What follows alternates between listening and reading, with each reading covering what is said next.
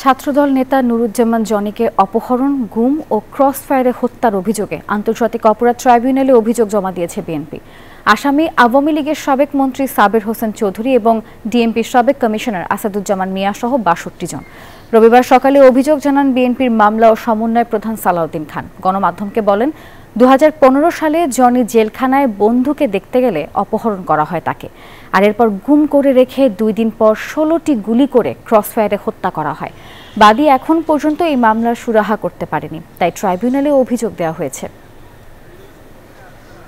সমস্ত পেপারস থেকে কাগজপত্র দিয়ে আমরা প্রসিকিউটর অফিসে জমা দিলাম, ওনারা রিসিভ করেছেন এবং ওনারা বলেছেন আমরা এটা ন্যায় বিচারের জন্য অপরাধ তদন্ত যে সংস্থা আছে আন্তর্জাতিক অপরাধ তদন্ত তাদের কাছে ওনারা পাঠাবেন এবং দ্রুত ন্যায় বিচার পাবো বলে আমরা আশা করি। বান্ডেল থাকলে প্রতি সেনমানিতে টাকা বাঁচবে। বিকাশ সেনমানি বান্ডেল কিনে জিতুন প্রতি লেনদেনে।